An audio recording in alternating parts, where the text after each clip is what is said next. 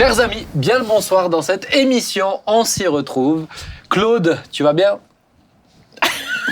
Ah, t'étais pas prêt. J'étais pas prêt. Tu dors un peu, Claude? Détends-toi. Ah oui, bon, on est en fin de journée. On peut refaire.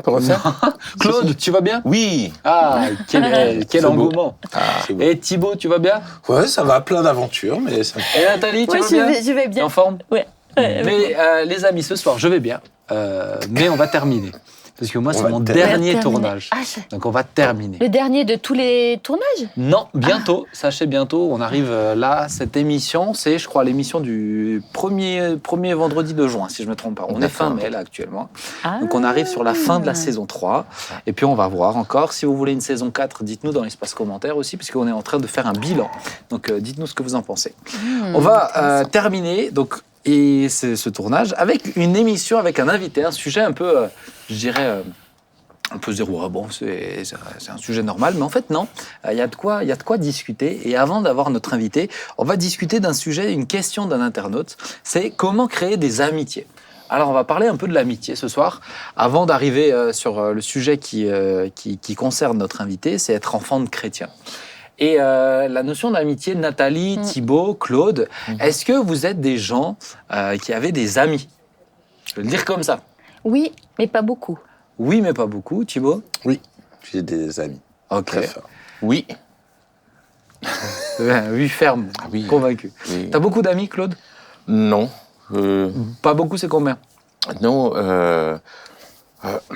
pas beaucoup. Alors, je veux pas mettre mal à l'aise quelques-uns. Justement, Oui, j'aimerais qu'on puisse faire les noms aussi pour qu'on sache bien qui ne sont pas tes amis. Non, mais ils le savent, mes amis le savent. Mais c'est sûr qu'on n'est pas, ils sont pas nombreux. Ils sont pas nombreux. Je pense que on est sur les doigts d'une main. Et Thibaut, toi? Ouais, alors, ils sont pas nombreux. Ils sont peut-être... Sur deux mains. Ouais, sur deux mains. Parce que toi, t'as quand même, souvent, tu dis, je trouve quand même dans tes prédications, ah, mon ami.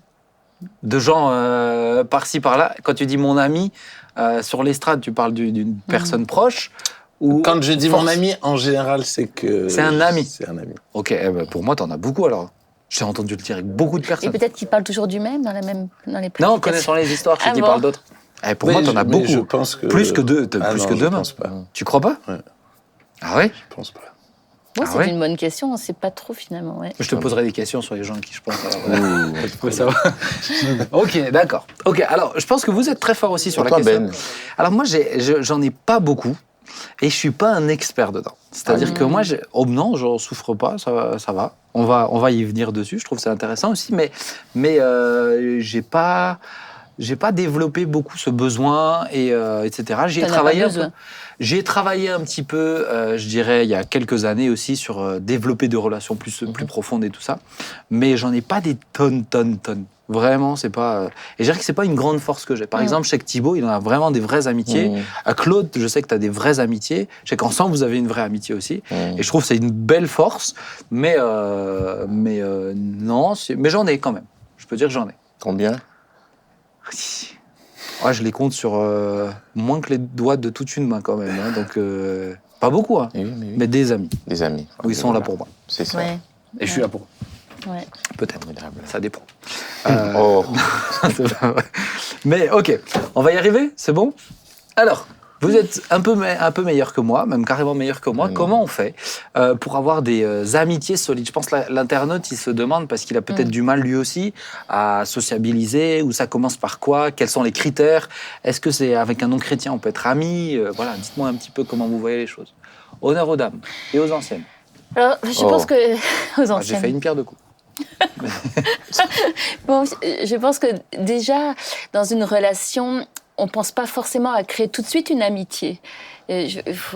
Pour moi, en tout cas, elle se construit dans le temps. Donc, c'est pour ça que la solidité d'une amitié s'éprouve quand même dans le temps. Et que si on est avec quelqu'un... Parce que je me suis retrouvée dans une situation où j'ai beaucoup déçu des gens. Oui. Elles pensaient, ces personnes, qu'elles deviendraient mes amies. Et tout simplement parce qu'on a en tant que chrétien, parce que les non-chrétiens, en tant que chrétien, on a une attitude d'écoute, on a une attitude bienveillante, et comme peut-être... Oui, et puis toi particulièrement. Non, mais je pense quand même beaucoup d'entre nous. Oui, c'est juste. Et je pense qu'il y a une attente, surtout dans une société qui est devenue individualiste. Et j'ai exprimé le simple fait que la bienveillance et l'écoute, en fait, c'est cet état de caractère qui devrait s'étendre davantage d'une manière normale, quoi. Ouais. Et que c'est pas pour autant que je deviendrai une amie, parce que je suis un peu comme toi quand même. J'essaye d'éviter le nombre d'amis en quantité, parce que ça voudrait entendre qu'il y a une qualité dans la relation. En sachant que j'ai une très très bonne amie que je vois très rarement. Ok, très bien. Alors, peut-être définir, c'est quoi l'amitié? Parce que ça se trouve, c'est ça, en fait. Ça se trouve, j'ai pas la même définition que vous. Ou des fois, j'entends des personnes qui me disent, je vois leur relation, ils me disent c'est leurs amis, je dis, ah d'accord, alors ça peut être considéré comme un ami. Pour moi, un ami, c'est David et Jonathan, vous voyez. Donc, comment tu définis, Thibaut, l'amitié? Moi, j'aurais effectivement cité David et Jonathan. Moi, ce que je trouve beau, c'est qu'il y a un vrai attachement, il y a un vrai lien. Moi, c'est un engagement. C'est-à-dire, mes amis, c'est des gens à qui je me suis engagé, j'ai presque envie de dire, presque pour le meilleur et pour le pire, jusqu'à la fin de mes jours. Comme un peu ta femme, tu donnes l'image du mariage. Ouais, c'est vraiment, pour moi, c'est une alliance que j'ai fait avec ces gens-là, de les aimer, de me battre pour eux, d'être un ami. Et pour moi, c'est extrêmement important de me dire, je me suis engagé vis-à-vis d'eux, et j'ai rien à attendre d'eux. Cas où je veux jamais mettre une pression sur l'autre, mais c'est plutôt moi dans ma posture. C'est des fois difficile, hein, parce que des fois tu as envie qu'il y ait une réciprocité ou un retour que tu n'as pas toujours, mais c'est plutôt pour moi en tout cas, c'est un vrai engagement. En plus, il fait passer ces petits messages. C'est ça. Oh, non, mais c'est terrible. Ah non, c'est vraiment terrible. Hein. Je le vis mal. Hein. On va revenir à toi après. Tu auras le droit de dire aussi.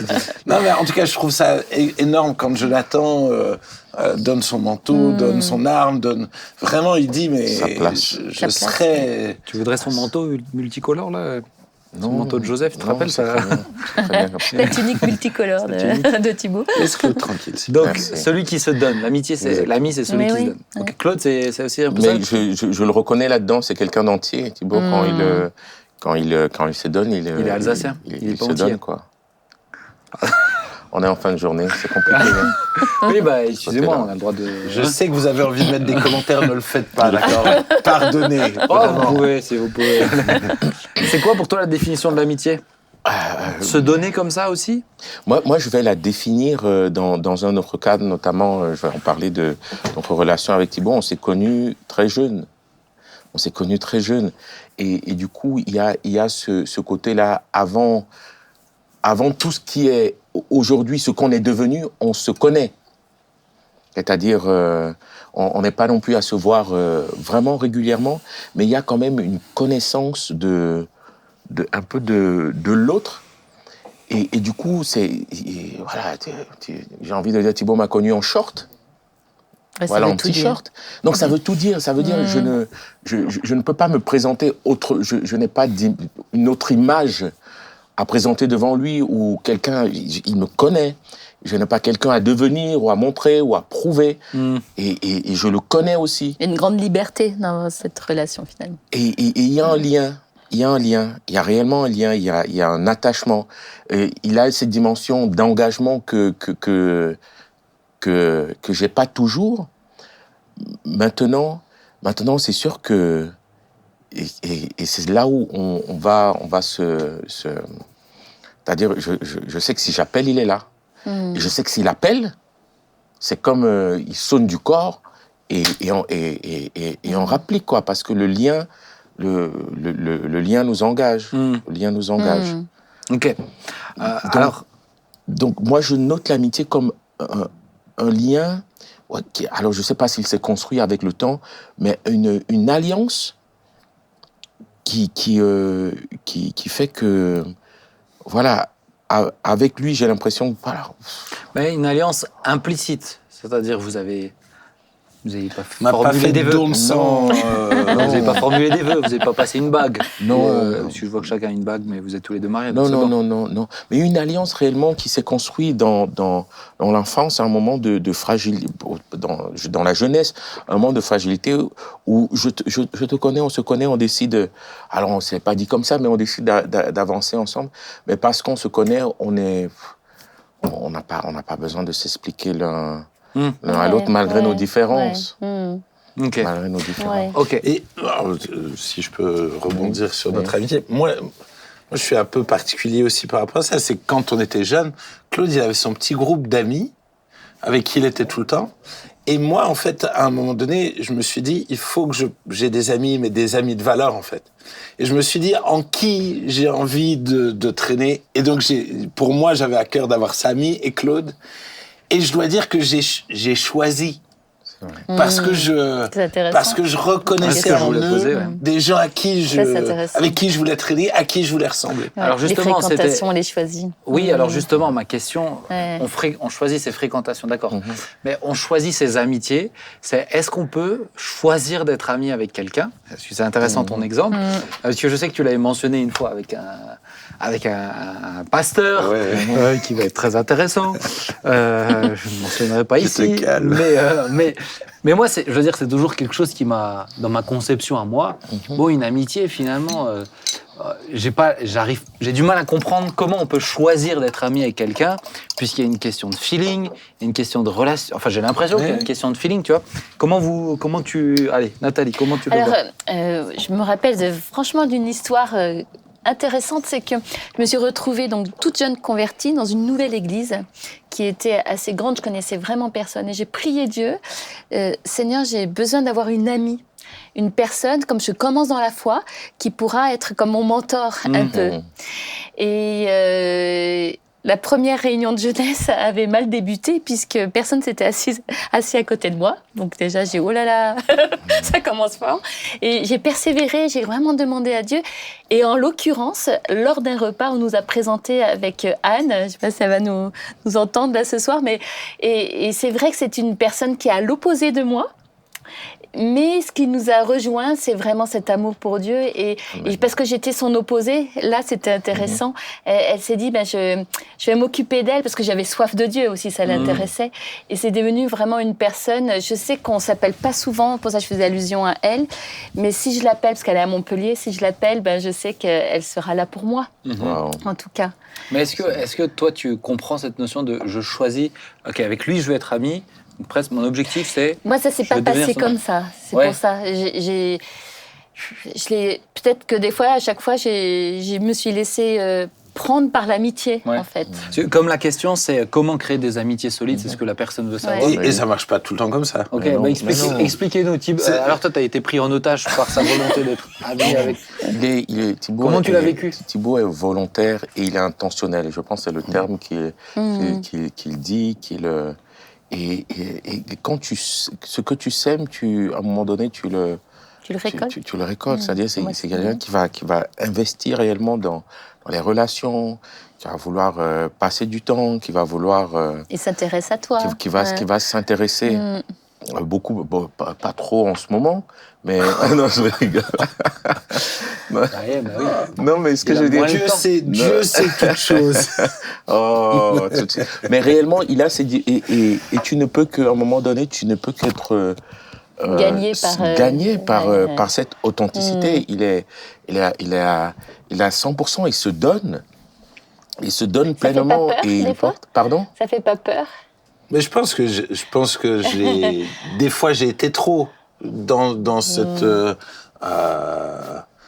Je pense que je mesure un peu plus aujourd'hui, mais je pense qu'à un moment donné, je pouvais devenir pressant. Je ne sais pas si je dirais harcelant, mais à attendre. Suivre les gens jusqu'à chez eux, c'est quand même beaucoup, Thibaut. Les gens doivent se dire... C'est pas vrai.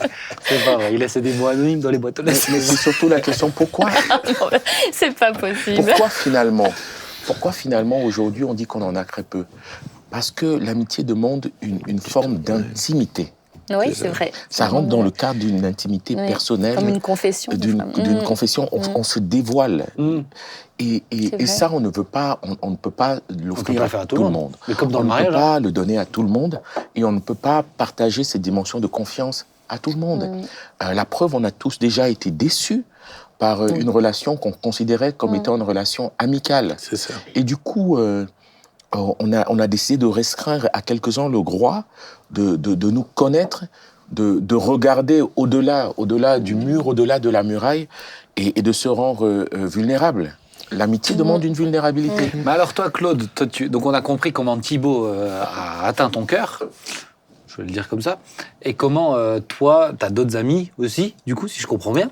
Est-ce que ça s'est passé de la même manière? Comment ça se passe? Est-ce qu'il faut être...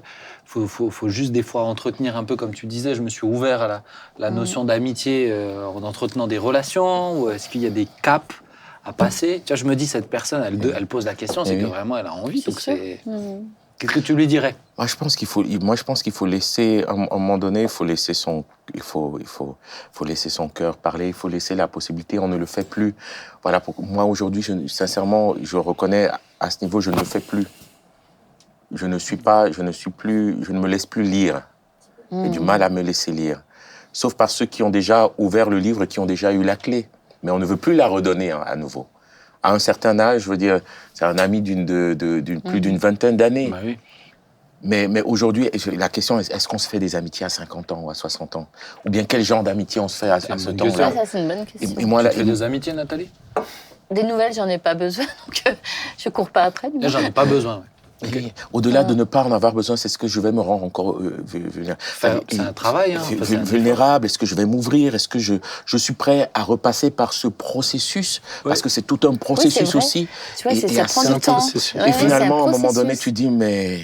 Ouais, c'est juste. Et moi, je sais qu'aujourd'hui, les amitiés que j'ai développées, finalement, sont des amitiés longues, mais où il y a réellement une dimension d'alliance implicite qui implique aujourd'hui un devoir. C'est-à-dire réellement, c'est pas pour nous. Je pense qu'on a fait il y a les potes, des personnes avec qui on a qu'on pourrait plus ou moins voir. Des affinités. Ou des souvenirs en commun. Des souvenirs en commun, mais aujourd'hui, sincèrement, à mon âge là. Alors pourtant, je reste... Pourquoi tu me regardes? Pardon? Avec insistance. Oh non. Avec insistance, si. Tu dis, mais non, je ne suis plus... Oui, et après aussi, prêt à payer le prix. Au-delà de ça, je pense qu'il y a aussi la dimension de la famille. Tu vois, moi, j'ai ma famille, j'ai ma femme, c'est ta priorité, j'ai mes enfants. Bah oui. Le temps que j'ai, je veux leur consacrer en priorité. Et celle avec qui je veux ouvrir mon cœur en priorité, c'est d'abord à elle. Tu vois, donc je crois qu'il y a des amitiés qui peuvent se construire même dans cette dimension-là. Mais je pense qu'on on est moins dans ce besoin-là, tu vois. J'entends moins quand même peut-être qu'ils viennent pas me voir moi, mais des gens avec des familles. Pas juste un couple seul, tu vois, mais des familles où là, tu es en train de transmettre déjà à une autre génération et tout. Exprimer ce besoin-là, tu vois. Plus des fois des personnes seules, en fait, qui ont un besoin relationnel fort, tu vois. Moi, je pense en tout cas, je pense qu'aujourd'hui, en tant que père, il y a besoin à chaque saison, on puise dans l'amitié des ressources particulières. Oui, c'est ça, mais tu vas moins sentir... Moi, je pense pas que je sente davantage le besoin, étant maintenant père de famille, qu'avant. Tu vois ce que je veux dire? Dans la mesure où ton conjoint, tu communiques avec, ou c'est devenu ton ami. Ouais, mais il y a des conjoints, c'est malheureusement, c'est pas toujours des amis. Et je pense qu'il y a une certaine... C'est sain d'avoir des amis autres que le conjoint. Je suis d'accord. Pour moi, on a besoin justement d'avoir un regard extérieur, d'avoir des gens à qui on peut confier des challenges qui, si tu le partages juste à ton conjoint, tu lui mets un fardeau sur les épaules. Bien sûr. C'est pas bon pour ma femme. Moi, je suis content d'avoir des amis avec qui je peux prier, avec qui je peux partager certaines choses. Mais ça me libère aussi dans mon rôle de père et de mari. C'est ça. Et Ananias et Saphira, je les aurais souhaité d'avoir des amis. Pour pas qu'ils s'enferment ensemble dans un pacte qui malsain. Et souvent, de s'enfermer dans alors la dimension du couple et de la famille, aujourd'hui, ma meilleure amie, c'est mon épouse. Bah oui. Mais s'enfermer, pour s'être enfermé dans ce cadre-là, beaucoup de couples et de familles ont perdu des ressources dont ils auraient eu besoin. L'ami aime en tout temps, et dans le malheur, il se montre. Mais ça reste un défi d'entretenir des amitiés quand tu as des familles. Enfin, pour moi, il y a un défi de temps aussi, juste factuellement. Puis en plus, la famille, elle est immense, quoi. C'est une grande famille. Oui. Alors chez nous, tu vois, on est peut-être aussi, chez nous, en termes de relations, la notion d'amitié, elle est compliquée quand même. La définition de votre famille du mot ami, c'est sûr que je trouve qu'elle est différente de... Je sais pas. C'est-à-dire, vous avez quoi comme... vous vivez comment? Je sais pas. Non, mais nous, ce que je veux dire, c'est qu'on n'est pas on n'est pas une famille avec une grande capacité à développer des relations... on est une grande famille, on est une famille déjà. Déjà comme ça, les relations entre nous, c'était pas évident. Mais donc, la notion de développer des relations, c'est un défi, vraiment, tu vois. Même dans le dialogue. Par exemple, nous, on est beaucoup dans la vanne, etc. Bon, il faut que tu trouves les gens qui ont les codes quand même et qui les ont vite si tu veux développer des relations, parce que sinon, ça peut être compliqué. Après, je pense que t'as peut-être ceux qui... Je pense que tout le monde a besoin d'amitié, mais pas tous dans la même dimension. Tu vois ce que je veux dire? Je pense qu'il y a ce besoin chez certains qui est plus grand encore et qui ont vraiment besoin de vraiment plusieurs relations solides. Oui. Là où un David, en tout cas un Jonathan a suffi. Ou un Jonathan, peut-être un David a suffi. Vous voyez ce que je veux dire? Il y a des caractères solitaires. Il y a des caractères solitaires aussi, ouais. Mais pour moi, tant que tu as une relation, tu peux te mettre à nu. Un peu, tout à l'heure, on parlait de l'image où Jonathan s'est mis à nu, entre guillemets. On va peut-être pas rentrer dans les détails, mais pour moi, c'est ça, c'est donner accès... David et Jonathan, oui, c'est une image, merci. Non, mais pour moi, c'est ça. Je ne voulais pas dire ce que vous avez pensé. Oui. C'est donner vraiment accès à l'autre. C'est ça. Je pense que le danger, c'est d'avoir plein d'amitiés où on a des bons délires, où on rigole, on mange ensemble. Effectivement. Mais c'est pas ça l'amitié, en fait. La véritable amitié, c'est vraiment quelqu'un à qui je donne accès à ma vie, avec qui je vais cheminer. Ouais. Mais comme vous l'avez dit, il y a un vrai processus, un vrai investissement aussi. Je pense une fille super forte dans ça, c'est Sylvia. Sylvia, elle a une capacité même à entretenir des relations à distance, par exemple. Wow. Je sais pas comment elle fait, franchement. Moi-même, des gens d'entretenir des relations ici, c'est déjà pas facile, mais des gens à distance sur des années encore, tu vois. Ouais, ça, donc là, elle me disait, là encore, elle entretient une relation avec quelqu'un, ça fait des années qu'on l'a plus vu. Elle envoie une carte postale de temps en temps, elle lui envoie un petit cadeau, des petits trucs. Excellent. Elle s'appelle, tu vois. C'est beau ça. Et développer des amitiés. Je sais que chez elle, par exemple, ce besoin de relations fortes avec une ou des amis, c'est toujours très important. Ah oui. Quand elle est venue sur Mulhouse, ça a été vraiment un souci, un fardeau pour elle, développer des relations comme ça. Et je trouve que c'est très bon, c'est sain, ça l'a notamment aidé à ensuite, j'ai envie de dire, presque s'intégrer, s'implanter dans quelque chose. C'est sûr. Après, il y a le côté déception aussi, où tu peux, tu vois, tu as des gens peut-être où tu peux investir, et finalement, tu n'as pas le retour comme tu le disais. Ouais, ça, je suis déçue du monde, ça, c'est sûr. Oh là là. Et ça reste difficile à vivre. Je pense que c'est pour ça que certains se ferment ensuite. C'est pour ça qu'il y a un risque. L'amitié nous engage dans un risque. Le risque de la trahison, le risque de la souffrance, le risque de je ne suis pas compris. Comme une relation amoureuse. Enfin, c'est très proche. Tu prends un risque aussi. Tu te mets avec quelqu'un, c'est un risque aussi d'être blessé. Oui, sûrement. Ça dépend beaucoup des attentes des gens. Dépend, dès que tu aimes, tu risques d'être blessé. La réciprocité, le don contre don, Et beaucoup ne veulent plus prendre ce risque, mais moi, je fais une ode à l'amitié. Je fais une ode à l'amitié. C'est beau, Pierre et Jean étaient des disciples. Et à un moment donné, il y a André et Philippe. Et Jésus, à un moment donné, dans la relation avec ses disciples, vous n'êtes plus mes disciples, je vous appelle mes amis. C'est vrai. Et ses projets. Et on a besoin de vivre cette dimension amicale, parce que finalement, le terme frère aussi est devenu galvaudé, nous sommes tous frères et sœurs. Mais ça devient... Mais pour moi, c'est pas la même chose. J'entends. Parce que, tu vois, par exemple, j'ai mon petit garçon, son cousin, tout le temps, il dit c'est mon ami, et des fois certains disent ouais mais c'est aussi ton cousin, comme si c'est. Je dis, ben non, alors pour moi c'est pas la même chose. Moi je peux être frère etc, mais je peux avoir une relation profonde avec l'un des membres de ma famille, mais c'est pas du tout parce qu'il est de ma famille, parce qu'il y a une vraie relation.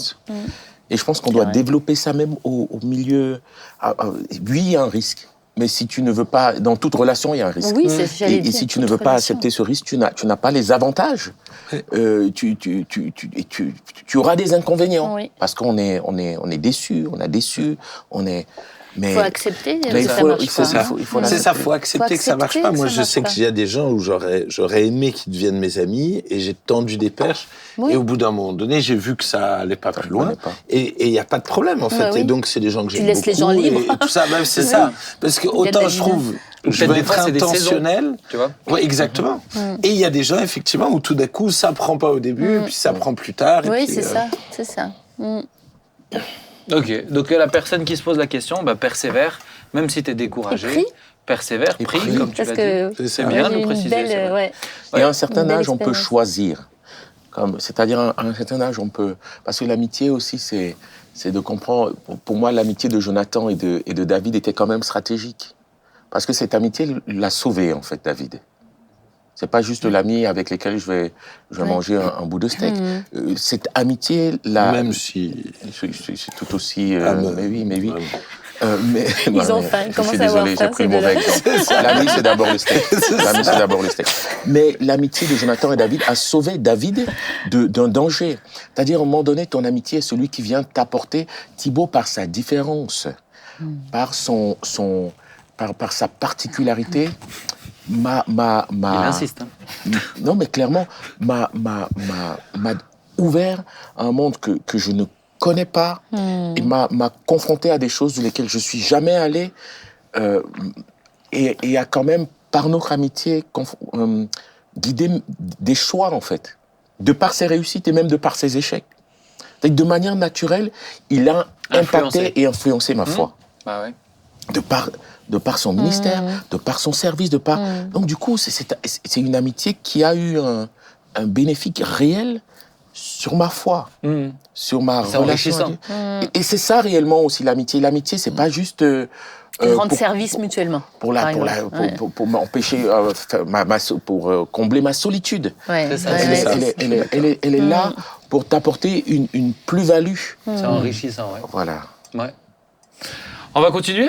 Oui. C'était intéressant. En tout cas, pour ceux qui se posaient des questions, pour la personne qui nous a écrit, on est heureux d'avoir essayé de répondre en tout cas aux interrogations et que Dieu vous aide vraiment à développer des amitiés solides et profondes. On va continuer avec un thème, c'est les enfants de chrétiens. Parce qu'aujourd'hui, je ne sais pas si vous êtes t'es enfant de chrétien. Dans ma famille, on s'est convertis les uns après les autres, mais tardivement. Tardivement, toi ? Ma mère s'est convertie quand j'avais 6 ans. Ouais. Semi-chrétien. Et mon père, pas du tout. Ouais. Donc, et toi, Claude ? Enfant de bouddhiste. Ah oui ? Non. Regarde sa tête. Non, mais écoute, je le crois, c'est mon pasteur. C'est dangereux. Ça fait mal. Ah, ça fait mal. Je ne l'ai pas vu venir. En tout cas, on va parler des enfants de chrétiens parce qu'il y a pas mal de défis aussi. Et je me suis dit, tiens, on va réfléchir à un enfant de chrétien solide qui aime le Seigneur aussi. Amen. Et j'aimerais demander à Élie Widmer d'être avec nous. Vous le voyez des fois. Salut, Élie. Alors, on m'a pas précisé s'il fallait faire un petit pas de danse avant d'arriver ou quoi. Si, ça serait bien. C'est vrai. Il vaut mieux pas. Danse classique. Alors, Élie, c'est vrai que toi, on a tendance à te voir au niveau de la batterie à l'église. Oui. Il faut savoir un petit peu, tu gères les... toi, tu fais tout ce qui est planning aussi au niveau de la louange. Tu es pas mal investi au niveau de la louange, le suivi, etc. Tu es vraiment investi dedans. Oui. Tu es aussi investi dans l'église, dans d'autres domaines aussi. Tu aides notamment au niveau de la comptabilité, etc. Tu es quelqu'un de très investi dans l'église. Ton épouse, c'est Géraldine, qu'on a déjà eu le plaisir de recevoir ici. Donc voilà, vous êtes une famille bien ancrée dans l'église. Mais avant ça, tu es aussi un enfant de chrétien. Donc, est-ce que tu peux nous expliquer un petit peu comment tu as grandi ? Qu'est-ce que ça veut dire, enfant de chrétien ? C'est quoi les choses qui t'ont marqué ? Et après, on parlera un petit peu des défis. Ok. Écoute, avec plaisir. Merci déjà pour l'invitation. Écoute, alors, tu m'as pas posé la question, mais j'ai très peu d'amis aussi. Mais j'ai une meilleure amie, c'est Géraldine. Voilà, il fallait que fleur, je le dise comme ça. C'est beau. Mais c'est quelque chose. Alors, je fais une petite parenthèse aussi. Mais je crois aussi qu'il y a un aspect, parce que toi, tu viens des Ménonites aussi. Oui. Il y a un aspect aussi culturel, je pense, qui est rattaché à ça. Chez nous, il y a un aspect famille très fort qui est presque exacerbé, en fait, tu vois. Et donc, peut-être ce besoin-là se retrouve autrement ou s'exprime de différentes manières. Et c'est vrai que quand tu dis ça, tu vois, il y a un aspect culturel aussi. Et il est ménonite de la même origine que moi. Tu essayes de légitimer ton refus, ton manque de... J'ai dit que j'en ai. Bah, t'es au bénéfice aussi, toi, puisque ta femme... Voilà. Oui, c'est vrai. Je la salue. Alors attention. Chacun fait son petit... Attention à ce que tu vas dire, toi. Bon, Donc effectivement... je salue ma femme. Moi, je salue Guy. Et moi, ma femme, c'est aussi ma meilleure amie. Vraiment, clairement. On va sortir les violons. Imagine si je dis ma femme, c'est ma deuxième meilleure amie. Après mon fils. Alors, Élie, réponds-nous. Alors effectivement, je suis né dans une famille chrétienne. Je suis né dans l'église, même ici. Je suis tombé dans la marmite quand j'étais tout petit. Alors, j'ai fait mon petit bonhomme de chemin dans l'église. Alors, j'avais une photo, mais on m'a dit que c'était compliqué de le mettre. Ou à la présentation, c'était encore Papa Jean. J'avais une petite photo, vraiment des souvenirs. Donc, je fais partie des archives de l'APO. Donc, j'ai grandi. Je suis le dernier d'une fratrie de 4. Alors, moi, je suis le petit dernier. On va dire la position, merci. Le chouchou. La position du chouchou. Ouais, c'est ça. Même chez les chrétiens. J'ai eu une enfance, on va dire, plus ou moins facile. J'ai pas eu de gros soucis dans ma vie. Alors j'ai une éducation chrétienne, effectivement. Qu'est-ce qui t'a marqué en tant qu'enfant de chrétien? C'est quoi pour toi? Pourquoi spécifier enfant de chrétien? Parce que quelque part, les règles étaient peut-être un peu plus strictes que les copains qu'on a à l'école, qu'on a au collège ou qu'on a au lycée. Par exemple, les anniversaires, c'est par exemple des choses où mes parents ont toujours veillé à ce que je n'aille pas forcément chez un tel à l'anniversaire, ou alors la façon de s'habiller, même si après il y a eu un écart au niveau de l'adolescence, on n'en parlera peut-être pas. Non, on n'est pas. Le pantalon aussi. Hein, on peut parler de loupé, je pense. Il y a eu des règles qui ont rythmé quelque part ma vie d'enfant et ma vie de jeune adolescent. Ok, est-ce que c'était pour toi positif quand tu étais enfant ou... Je pense que quand j'étais enfant. Ouais, enfant, alors quand j'étais enfant, ado, forcément, même ado au collège, quand à un moment, tu as forcément des frustrations quand tu as certaines choses que tu n'as pas le droit de faire parce que c'est comme ça à la maison. Par exemple, j'ai grandi, moi, sans télé. Donc, mes parents n'avaient pas de télé, jusqu'à aujourd'hui encore. Il n'y avait pas de télé. Alors forcément, les copains, ils parlaient de cette série ou ce film-là. Alors, tu essayais un petit peu de... voilà. Est-ce qu'il y avait d'aller voir en cachette? Est-ce qu'il y avait un côté frustrant, un côté se dire punaise, mais être enfant de chrétien, c'est que des règles ou c'est faut se lever le dimanche matin, Non, après ça, j'ai pas vraiment vécu comme une difficulté. J'ai pas vraiment vécu ça comme une difficulté. T'avais rencontré Jésus? Je pense que c'est aussi une question déjà de caractère du jeune à la base. Mais alors moi, j'ai rencontré Jésus assez tard. C'est vrai que moi, j'ai plutôt le caractère, ça passait un petit peu toujours... j'étais un gentil. Je n'ai pas fait des grosses bêtises. Mes parents, ils n'ont pas eu vraiment des problèmes avec moi, on va dire ça comme ça. Mais en même temps, ma vie de foi, je savais qu'un Dieu existe. Mais la crainte, c'était plutôt la crainte de mes parents plutôt que la crainte de Dieu. Tu vois je veux dire, j'étais vraiment le suiveur. La règle, c'était le dimanche matin, on va à l'église. Que le samedi soir, il y avait un mariage ou il n'y avait pas de mariage, on s'est couché à 1h du matin ou 2h. Le dimanche matin, on est à l'église. C'était comme ça. Donc bon, c'était une règle qui était établie, donc on ne se posait même pas la question. En fait, il n'y a même pas l'idée de se dire, tiens, au fait, papa, dimanche, je n'irai pas à l'église. Ça n'existait pas. J'y allais. Mais c'est vrai qu'à l'intérieur, c'était... j'ai suivi. J'ai suivi un petit peu le rythme de la famille, de ce qui se faisait. C'est vrai que, je le dis souvent, le jour où j'ai demandé mon entretien de baptême, il y en a plus d'un qui était surpris. Il me dit, t'es sérieux? T'es pas encore baptisé? Je veux dire, c'est venu très tard, c'était dans ma 19e année. Tu vois, donc t'étais tellement... j'ai passé, je suivais, on était ensemble dans LPG à l'époque. Exactement, c'était ça. Et c'est vrai que, en parlant d'LPG, donc on était ensemble quand on était jeunes. Young. Je veux dire, j'étais là tout le temps, on faisait des évangélisations, donc j'étais à la batterie, j'étais super content parce qu'il y avait plein de copains, il y avait des amis, mais il y avait des soirées des fois ou de prières ou des choses comme ça. J'étais là, physiquement, mais j'étais très très loin. Mais étant donné que sur... Et conscient que tu étais très loin ? Ouais, je me posais pas vraiment la question. Tu vois, j'étais pas percuté, en fin de compte, je suivais, je me sentais pas si mal que ça, puisque quelque part, je faisais pas de bêtises, j'ai jamais volé, j'ai jamais fait de... Tu vois, je veux dire, donc, je me suis même pas vraiment posé la question. J'étais vraiment le suiveur. C'est intéressant, parce que ça veut dire que tu peux avoir...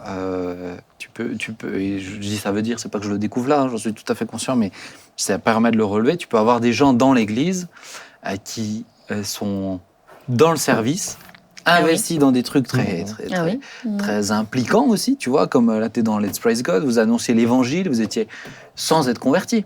Tu vois, les non-convertis ne sont pas juste ceux qui sont en dehors du bâtiment, c'est ceux qui peuvent être dans le bâtiment, mais qui ont grandi avec un discours. C'est ça. Ça, c'est quelque chose où tu avec une religion. Ouais, c'est ça. Même avec un style religieux, quoi. Enfin, je veux dire, c'est simplement. Mais tu croyais en Dieu. Je savais que Dieu existe. Mais tu n'avais pas fait une démarche de donner ta vie à Jésus. Non, c'est ça. Mais en même temps, l'adolescence, je n'avais même pas forcément le besoin. Ouais. Tu vois, on n'a pas forcément, mes parents ne sont pas venus un moment en me disant, bah, tiens, t'en es où avec ta foi, tu vois. Ah oui. Et ça, quelque part... Ils t'ont pas questionné à ce niveau-là. Non, parce que on suivait simplement comme ça. Ah, parce que à ce moment-là, alors le christianisme est un point de l'éducation, quoi. Un style de vie. Ouais. Une culture familiale. C'est ça. C'est ça, ouais. C'est ça. Je sais, c'est intéressant de faire cette émission comme ça, où nous maintenant, toi tu as des enfants un peu plus vieux, alors il y en a une là qui s'est engagée toute seule aussi avec le Seigneur, et puis les autres suivront, mais c'est vrai que ça reste un défi aussi de dire, d'un côté j'ai envie de leur donner les bonnes valeurs, et de l'autre côté j'ai pas envie qu'ils fassent ou fassent pas les choses parce que c'est les bonnes valeurs. C'est un peu le piège, on va y revenir dessus après. Mais je pense par exemple, je te pose la question comme ça, c'était pas dans les notes que je t'ai envoyées, mais tu couchais pas avant le mariage par peur de Dieu, par peur du péché, par peur de tes parents? Bah alors, déjà, j'ai rencontré donc Géraldine très jeune, dans LPG, comme quoi, tu vois. Donc je l'ai rencontrée et je pense que c'était dans cette période-là où je me suis réellement posé les questions. Ok. Tu vois, donc c'est vrai que le fait de coucher ou pas coucher, je pense sincèrement que j'avais plus les chocottes de mes parents que la crainte vraiment de Dieu. Même si, quelque part, la crainte des parents était aussi liée à la crainte de Dieu, si on peut dire ça comme ça, tu vois, c'était un tout. Mais le fait de se dire, là, c'est quand même une éducation quand même assez stricte. Dans ce sens-là. Mais c'est vrai que dans cette période-là, c'est là où je me suis posé surtout les questions, en me disant, bon, maintenant, il faut... Soit je m'engage vraiment, soit je laisse tomber. Alors après, il y a aussi une question de maturité. Je veux dire, la maturité, elle vient aussi un peu plus tard, des fois, un moment où on se dit vraiment, on se met en face de la réalité en se disant, bon, t'en es où En gros, t'en es où? Tu vas t'engager avec quelqu'un parce que ça, je prenais pas les choses à la légère. Mais c'est de se dire, mais ok, tu vas t'engager, mais toi, t'en es où dans ta foi, quoi. Ok. Mais tu t'es pas ressenti en décalage de ne pas avoir la télé, de ne pas avoir... Comment est-ce que tu vivais ce décalage, en fait? Est-ce que le ça fait t'a exclu? Ça, c'est vrai que, quelque part, ce que ça a produit en moi en tant qu'ado, c'est le côté c'était un évitement. Limite, je me forçais des fois même à dire des conneries, en fait, à mentir, à dire oui, je l'ai vu, pour pas passer comme vraiment quelqu'un, voilà, où tu te dis, oh purée, quoi, t'as pas de télé? Je pense que personne savait que j'avais pas de télé dans mon collège. Donc c'est vrai que c'est une difficulté. C'est un choix des parents.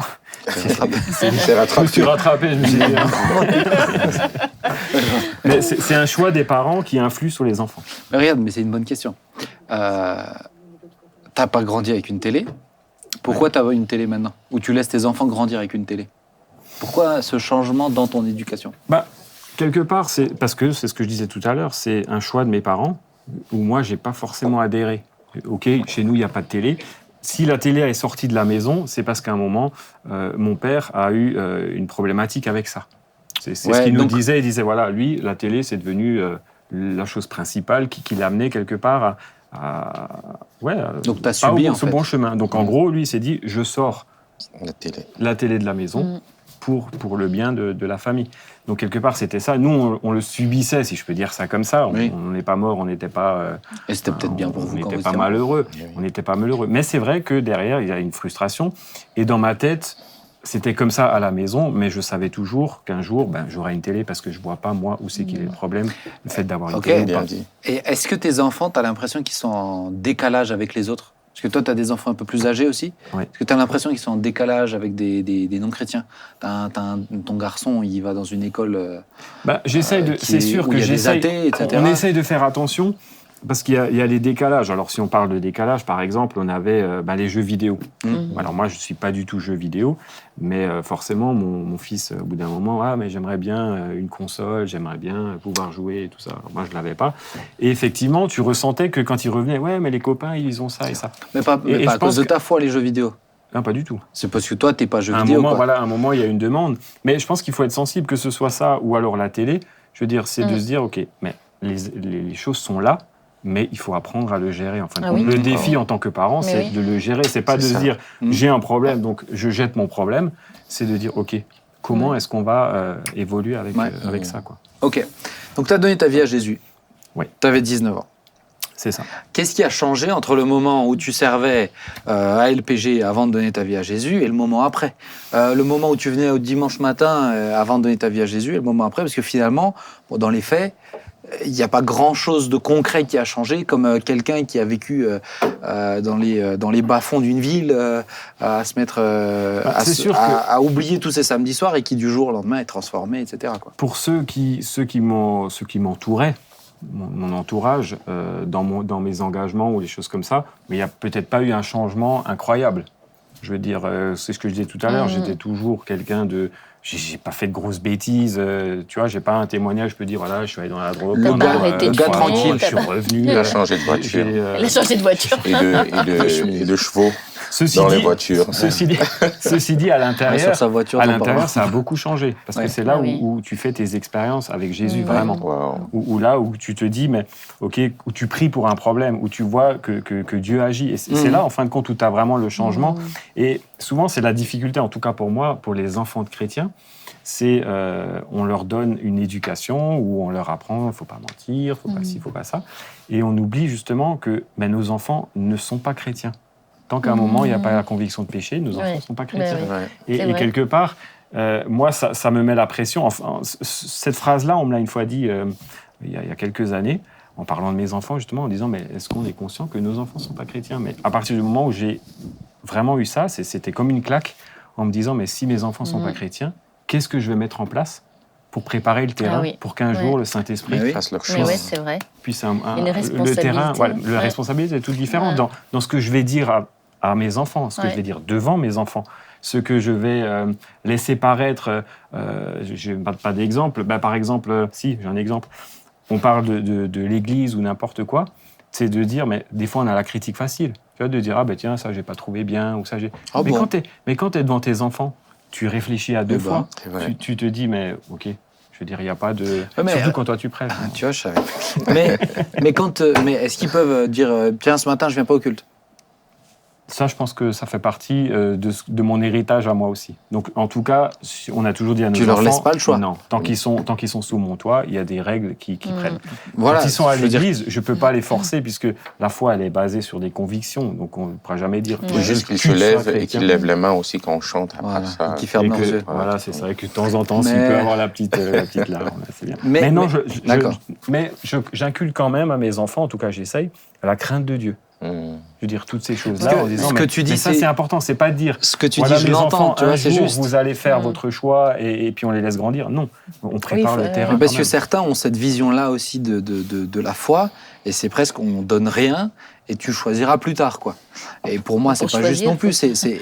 Éduque-le dès son jeune âge. Quand la Bible dit aussi, moi et ma maison nous servirons l'Éternel, il parle des enfants aussi. Ouais. Tu vois, qui servent l'Éternel, bon, même s'ils lui ont pas consacré leur vie encore, ils peuvent être dans le service aussi, je crois, tu vois, Dieu peut te toucher même en étant dans le service.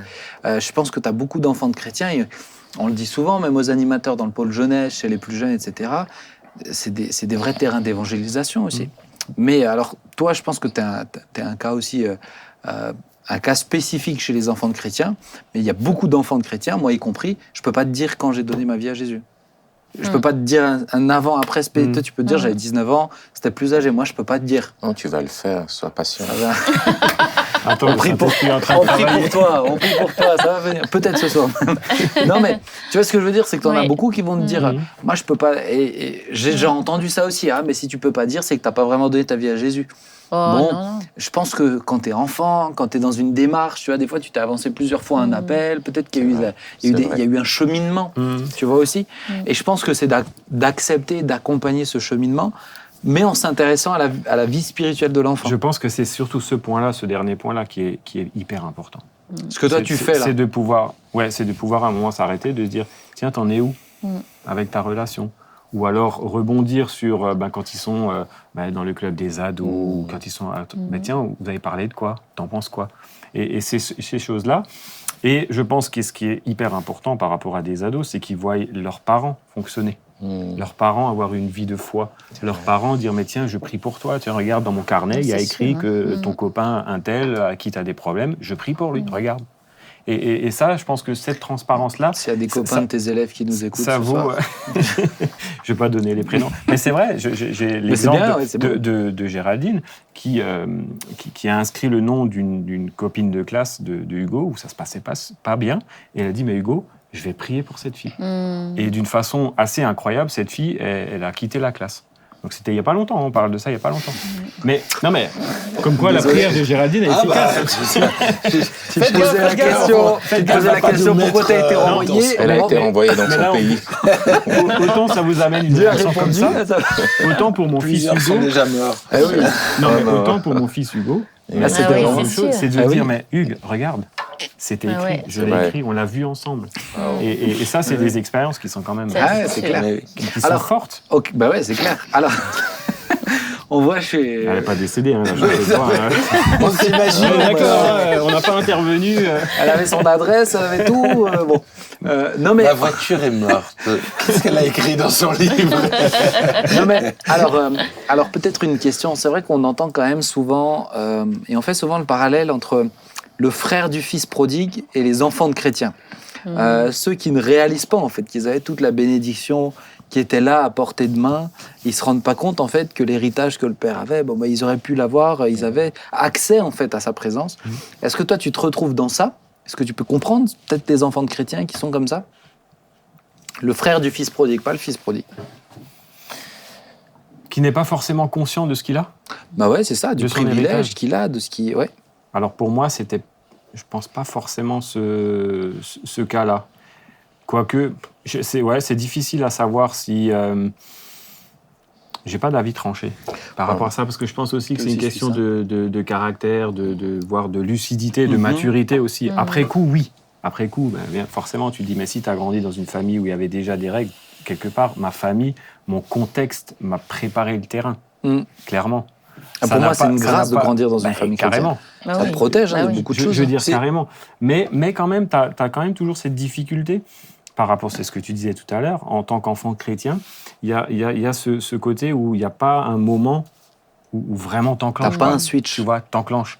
Et t'as le risque, en tant qu'enfant chrétien, d'être quelque part un peu le tiède. C'est ça. Tu vois, cette image-là, en se disant, je suis pas froid parce que je sais que quelque part Dieu existe, j'ai vu dans la foi de mes parents, j'ai entendu dans les écoles les dimanches.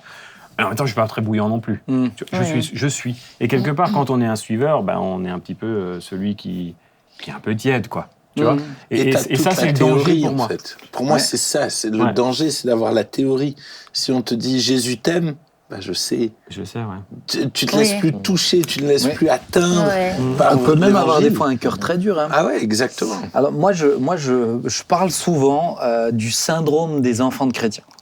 Parce que pour moi, il y a un vrai syndrome chez les enfants de chrétiens que je retrouve mais très, très, très souvent, quasiment systématiquement. C'est un syndrome dans lequel je suis passé. Tu me dis si tu t'y retrouves aussi, mais ça me permet de le présenter un peu aussi. Parlez-nous. C'est qu'un enfant de chrétien, et tu l'as dit, je mens pas, je vole pas, je triche pas, mais qui sont liés à mon éducation. C'est vrai. Et c'est vraiment purement lié à mon éducation. Alors, l'avantage que j'ai eu, c'est que j'aimais Jésus très tôt et j'ai été baptisé très tôt parce que j'étais convaincu, baptisé du Saint-Esprit, etc. Donc, je pense que j'ai vraiment je sais que j'ai une vraie conversion très tôt. Mais dans la forme dans l'éducation, etc., on a beaucoup de choses comme tu le disais, on l'obtient de manière intellectuelle et on n'en a pas la révélation. Et le syndrome des enfants de chrétiens, c'est un problème lié à leur identité en Christ. C'est des chrétiens qui sont beaucoup dans le faire. C'est-à-dire, ils pensent que Dieu les aime dans ce qu'ils vont être. Ils vont être beaucoup plus attachés, notamment aux œuvres. La question de la grâce, ils vont moins la percevoir. Et la question de l'identité en Christ. C'est qui je suis.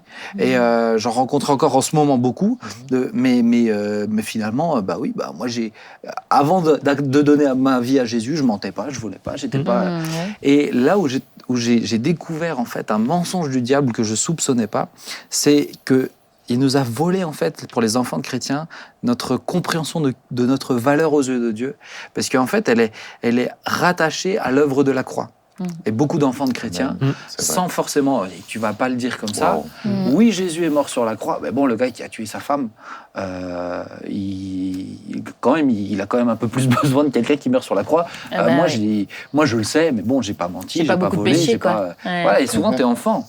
Et tu comprends ta valeur quand tu comprends ce que Christ a payé sur la croix. Et moins tu le comprends, moins tu comprends ta valeur. Et moins tu comprends ta valeur, plus tu as l'impression qu'il faut que tu prouves à Dieu. Et le syndrome des enfants de chrétiens, franchement, c'est ça, mais quasiment à chaque fois. Et c'est incroyable ce que tu viens de décrire là en 2 minutes, c'est tout ça, c'est vraiment un symptôme chez les enfants de chrétiens. Et tu discutes avec des enfants de chrétiens, tu vas retrouver ça. Tu vois ? Moi, je retrouve dans ce que vous dites là, en tout cas, la dimension du non-jugement. La dimension du non-jugement. Parce que le frère, il a jugé celui qui est revenu. De ne pas comprendre ce qu'il a vécu et qu'il est en souffrance. C'est ça. Et je trouvais chouette, en tout cas, quand j'ai appris, et je sais que vous êtes vraiment engagé, mais vous n'êtes pas qu'engagé dans l'Église. Et avec ce que j'ai fait pour la communauté, en prison, et toi aussi, ils sont visiteurs. Si vous posez des questions, ils ne font pas des séjours en prison. Je donne l'info quand même. Et de dire que c'est chouette parce que comme on n'est pas conscient de ce monde-là, on peut souvent avoir un regard très dur envers ceux qui viennent du monde, leurs réactions, beaucoup de religiosité. Voilà. Et dans ce que vous faites, je trouve ça chouette parce que oui, vous avez été gardé, protégé, mais c'est un devoir, une responsabilité pour lesquels vous avez dit non, on a eu cette grâce en tant que famille, mais on va aller dans les endroits. Dans des endroits bizarres pour communiquer ça. Et quand je vous vois servir comme ça, je me dis, ça c'est chouette. Sens, ça a du sens. Nous n'avons jamais connu ça. Moi, j'ai jamais connu la délinquance, mais je vais aller voir. Je vais aller voir et je vais aller aider. Et je trouve, et c'est juste ce que tu mentionnes, et puis ça, moi, j'entendais quelqu'un qui disait, qui partait dans le monde, enfin, qui partait dans le péché, etc., enfant de chrétien, et il disait, je prépare mon témoignage. Ah ouais. Oh Seigneur. Bon, en plus, c'est une mauvaise excuse. Mais ça sous-entend quoi ? Ça sous-entend presque qu'il faut faire quelque chose de mal. Il faut pécher pour être sauvé. Pour avoir un bon témoignage. Rien que pour avoir un bon témoignage. Et tu vois, moi, un témoignage comme celui-ci, j'ai envie de le mettre en évidence. On est d'accord. Parce que, mince, il l'a dit, il n'a pas fait de grosses bêtises, t'as pas trafiqué. Non. T'as eu la mobilette, peut-être, la mobilette. Mais encore, même ton pantalon, c'est quand même quelque chose vis-à-vis de Dieu qui était... C'était la limite. Hein. Pour moi, le problème, il est presque dans cette terminologie. C'est-à-dire que effectivement, en apparence, il n'a pas beaucoup péché, mais il a beaucoup péché. Mais oui. Même après coup, il disait, je mentais à mes potes pour faire croire que. C'est-à-dire que le problème, c'est ça. La question de l'orgueil, elle est là aussi. C'est que tout le monde a beaucoup péché. Mais y compris les enfants de chrétiens. Et je pense que le gros danger, c'est ça. Mais c'est pour ça que mais c'est pour ça que c'est ce que je disais avant. En fait, c'est cette compréhension, de ce que de Christ aujourd'hui. C'est pour ça que je le dis souvent. Plus j'avance avec le Seigneur, plus honnêtement, je suis convaincu. Sans Christ, je suis le pire des pécheurs du monde. Je suis d'accord. Peu importe. Tu es d'accord avec toi. C'est vrai. D'accord. Bon, c'est bon, dans les écoles de dimanche. On a compris, les gars. Dans les écoles de dimanche. Mais tu vois ce que je veux dire? C'est cette compréhension, en fait, de Jésus est mort autant pour moi que le gars qui a tué sa femme. J'en ai autant besoin. Mon orgueil me détruit et un mur aussi épais que le meurtre de ce gars sur sa femme entre moi et Dieu. Wow. Il y en a besoin, en fait. Et de cette révélation-là, c'est accepter de regarder sa saleté, en fait. Et là, quand le Saint-Esprit te met vraiment un phare là-dessus, tu passes par une repentance profonde aussi. C'est vrai. Et ta repentance profonde est particulièrement liée à ton identité en Christ. C'est sûr. Et puis, tu as une difficulté en tant qu'enfant de chrétien, je trouve, parce que tu as aussi ce côté paraître par rapport à tes parents. Tu n'as pas envie de décevoir. Oui, et des fois, c'est ambigu, en fait, quand tu es un enfant de chrétien. C'est ambigu entre ce que tu penses, ce que tu vas dire, parce que tu sais que tu vas décevoir tes parents. Il y a un élément quelque part en plus qui est presque une difficulté en plus. Ouais. Et dans les écoles de dimanche, on l'entend régulièrement, les témoignages, de dire, voilà, j'ai fait ci. C'est pour ça que ton expression de dire, je prépare mon témoignage, c'est parce que bien souvent, c'est ce qu'on présente, en fait. On le présente, on le met en avant, parce que c'est celui-là qui est le plus beau aux yeux, ou qui met le plus de mousse, ou je sais pas comment on peut le dire, mais dire, purée, il est parti dans la drogue, Dieu l'a cherché, c'est génial. Et toi, tu es là en tant qu'enfant de chrétien, tu dis, mon témoignage, il est plat, quoi. Ouais, c'est ça. J'ai pas de témoignage. Et c'est ça, t'as pas de témoignage vis-à-vis de tes parents, voilà. Et c'est là l'importance en tant que parent aussi d'aller chercher, quoi. C'est vrai. Chercher, qu'est-ce que tu vis, comment tu le vois. Je voulais relever aussi quelque chose dans l'idée de l'éducation d'un enfant de chrétien. Je sais par exemple, ma femme, elle ne ment pas. Mais pardon? Parce que toi, non, toi, tu mens. Pourquoi tu précises ta femme?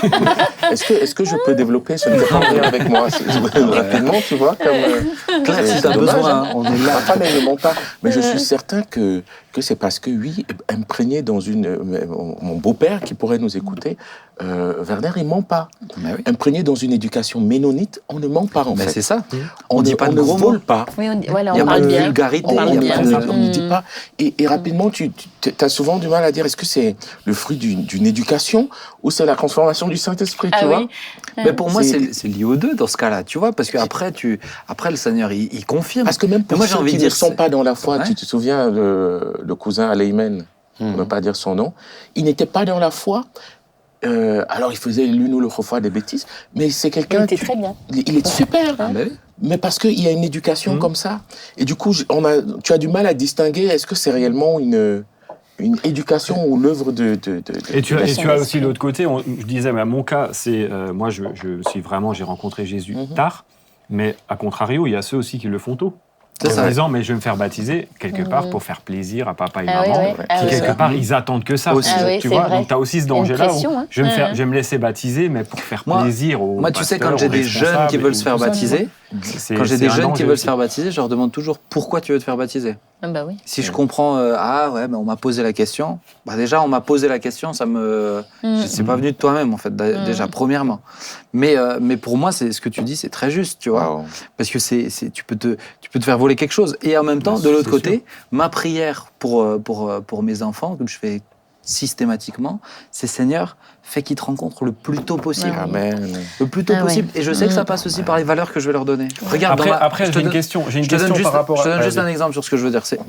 Chez moi, il y a un problème où il a mal quelque part, où j'ai mal quelque part. On prie d'abord. Amen. On prie d'abord. Mais là, ces derniers temps, mais on a eu des exaucements, mais instantanés, de douleurs qui sont parties directement. Il a 4 ans. Ouais. Mais maintenant, quand on lui propose de prier, il dit oui, on prie. Tu vois, il comprend en fait. Donc il expérimente des choses qui un jour, et je le crois, l'amèneront à prendre une vraie décision radicale parce qu'il sait. Amen. Et pour ça, c'est pas juste tu vas le dimanche à l'église. C'est ce que tu disais. Il faut qu'il vive des trucs en fait. C'est sûr, ça il doit voir à la maison. C'est clairement, je veux dire, c'est comment est-ce que ça va être amené. Mais est-ce qu'à un moment, alors c'est une question ouverte, je n'ai pas forcément de réponse, mais est-ce qu'à un moment, pour te dire, mais pour t'engager comme ça avec Dieu, il n'y a pas aussi une question de maturité qui rentre en jeu? Tu vois? De se dire, est-ce qu'à 8 ans, est-ce qu'à 9 ans, de se dire, ok, il y a des exceptions toujours qui vraiment ont vécu quelque chose d'incroyable, où le Saint-Esprit se révèle à un enfant, même un petit enfant, je veux bien le croire.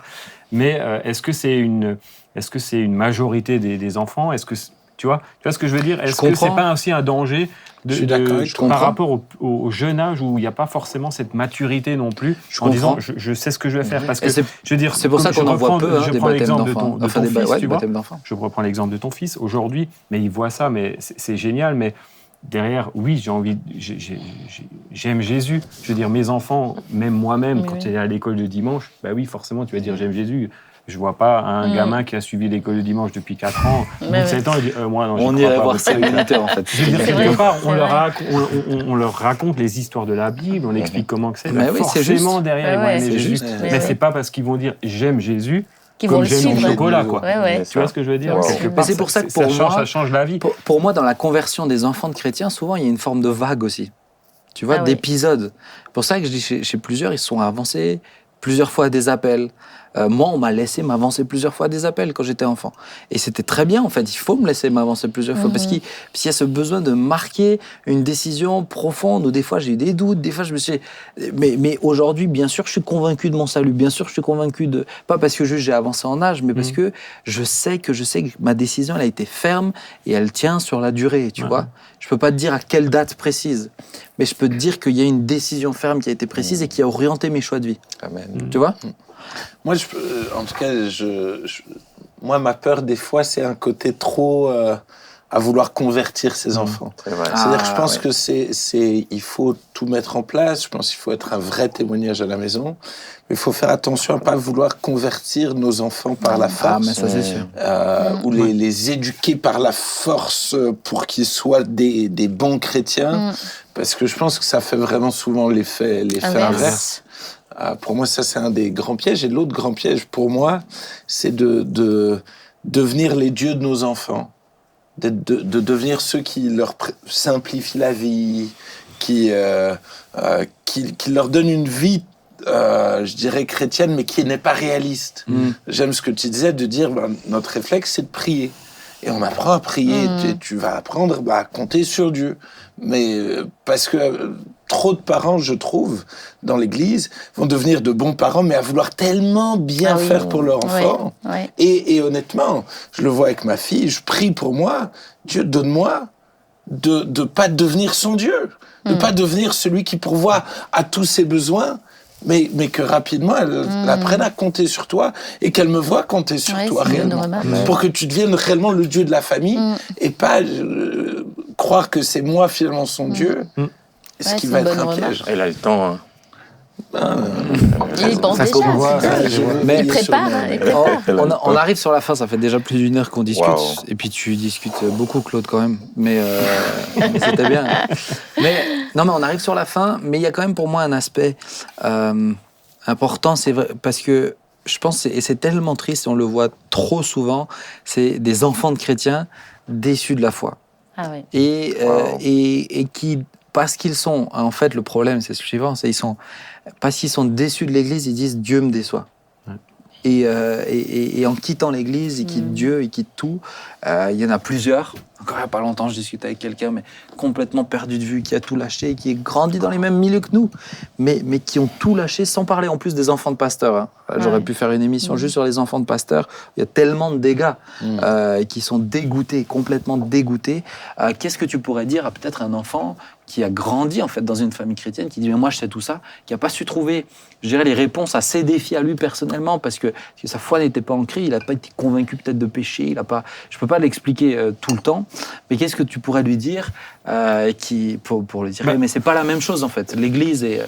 Non, c'est sûr. Clairement, il y a le premier message, il s'adresse d'abord aux parents. Clairement, avant de répondre à la deuxième, juste par rapport à ça, c'est quand on est conscient que son enfant n'est pas chrétien, on met tout en place pour que justement on puisse préparer ce terreau-là. Parce que quand on est enfant de chrétien, justement, et quand on voit papa ou maman qui est, je sais pas moi, vulgaire à la maison et à l'église, l'hypocrisie, qui sont hypocrites, qui vivent pas leur foi correctement, je veux dire, ça, c'est du poison pour les enfants de chrétiens. C'est de se dire, mais Mais en fait, papa ou maman, je le vois sur l'estrade, je le vois, je sais pas moi, dans un service à l'église, derrière une caméra ou quoi que ce soit. Mais à la maison, c'est pas du tout ça. C'est un tyran. À la maison, il vit rien. Ça, c'est quelque chose qui est compliqué. Ou même dans une église, on peut vivre des situations qu'on peut voir avec des yeux d'ado ou des yeux de jeune en se disant mais ça, c'est pas juste. Mais ça, c'est pas ça l'église. Ça me dégoûte l'église et j'ai pas envie d'aller là-dedans. Et c'est exactement ce que tu disais. Mais il faut pouvoir faire la part des choses en disant mais Dieu, Jésus n'est pas là-dedans, quoi. Jésus, il n'est pas d'accord avec le fait de se dire, mais si ton père, il est engagé, ou si ta mère, elle est engagée dans l'église, et à la maison, c'est un vrai tyran, c'est quelqu'un qui respecte pas sa femme, son voisin ou ses enfants. Distinguer Dieu. Dieu n'est pas là-dedans. De ce que tes parents font. Exactement. Et je pense que ça, s'il y a un message, c'est ça. C'est de dire, mais ce que tu trouves pas juste, Dieu ne le trouve pas juste non plus. Distinguer Dieu aussi c'est ça. Des imperfections dans l'Église aussi. On reste tous des hommes, que ce soit des responsables, des pasteurs. Je veux dire, à un moment, on peut dire quelque chose, même involontairement, qui peut blesser quelqu'un. On reste des hommes. Et d'avoir cette capacité de détacher ça. Et puis après aussi avoir le courage de dire, mais Seigneur, j'ai envie de faire des choses avec... j'ai envie de faire une expérience avec toi, Saint-Esprit, révèle Jésus dans ma vie. Et en tant qu'enfant de chrétien, en tout cas moi c'était ça, j'attendais que ça me tombait dessus, tu vois.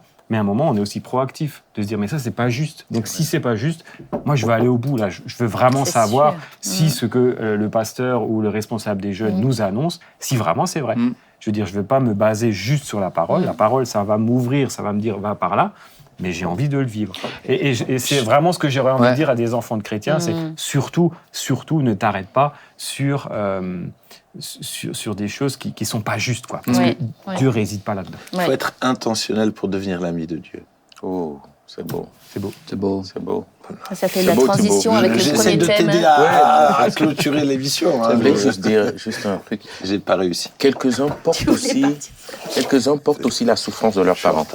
C'est-à-dire, ils ont vu des parents souffrir, se donner pour l'Église et revenir à la maison blessés, amers. C'est pour ça que j'ai distingué entre l'Église et Dieu. Et du coup, ils disent, ce que mes parents ont vécu là, c'est comme quand on parle, je ne veux pas le vivre, donc je ne vais pas suivre ce Dieu-là qui a fait souffrir mes parents, ou bien je ne vais pas suivre cette Église qui a ravagé mes parents. Mais ils font pas le distinguo.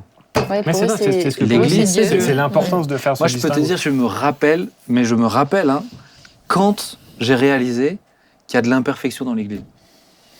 Je me rappelle très bien, je me rappelle le moment, avant ce moment-là, pour moi, non, on est tous frères et sœurs, il n'y a pas d'animosité les uns envers. Et je me rappelle le moment où j'ai compris, non, en fait, il y a des tensions dans l'Église des fois. Et ça m'a marqué. Mais si tu ne fais pas le switch, si tu n'as pas une relation avec Dieu, mais tu comprends pas en fait. Tu vois, tu fais pas le distinguo.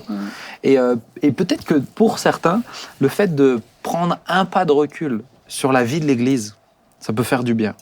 C'est-à-dire que moi, pendant un temps, je suis parti de l'Église. Alors, celui qui m'a fait quitter l'Église, il est en face de moi. Tu vois. C'est vrai ? Ouais, vraiment. Il était insistant, etc. Et moi, j'étais pas à l'aise et tout. Il était insistant pour jouer un groupe de jeunes. Et en fait, c'était une goutte d'eau que j'en avais déjà marre de différents trucs. Je dis, vas-y, ça me saoule, je pars. Et en fait, ça m'a fait vraiment du bien pendant quelques temps. Je dirais, je suis pas parti très longtemps, mais 2-3 mois peut-être. Mais juste, le dimanche, moi, j'avais dit clairement, bon, par contre, maintenant, je sais plus quel âge j'avais, mais par contre, maintenant, je viens plus à l'église le matin. Alors, mon père, j'étais le premier qui lui dit ça. Avec mon petit frère, il était plus cool. Avec moi, il a tout débranché, la télé, Internet, tout. C'est ça ? Ok. Tu vas chercher Dieu le matin. Donc, bon, bref. Mais parce que j'avais une vraie relation avec Dieu, ça m'a permis de faire un point. Pourquoi j'y vais ? Et ça, je pense, c'est important, tu vois ? Parce que quand tu as courageux, il faut se mettre en face. En fait, parce que tu as des enfants de chrétiens, il faut se dire, ils vont passer leur vie avant d'être convertis et après d'être convertis ici. C'est vrai.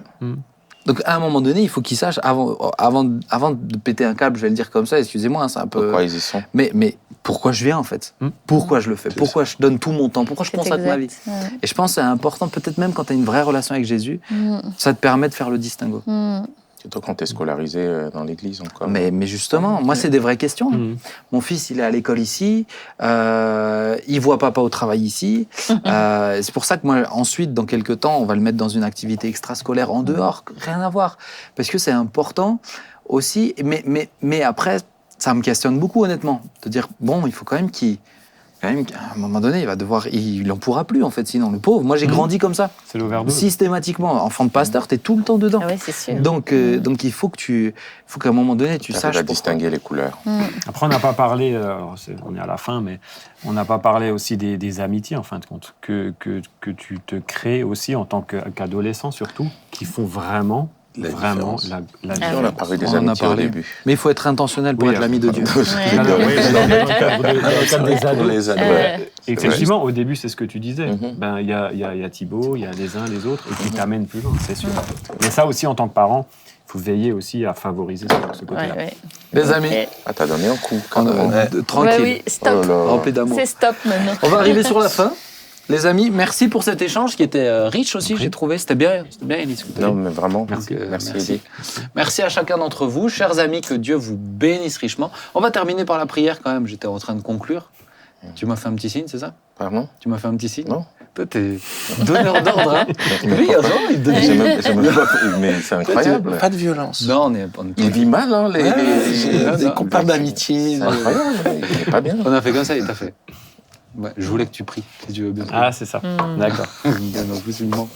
Eh bien, Seigneur Jésus, merci pour ces échanges qu'on a pu avoir. C'est vrai que toi, tu as tout entre tes mains, Seigneur. Et merci spécialement pour peut-être les ados qui nous regardent maintenant, Seigneur Jésus, et qui sont peut-être été déçus par la foi, déçus par ce qu'ils ont pu voir dans une église, dans une famille, Seigneur, dans la vie d'un responsable.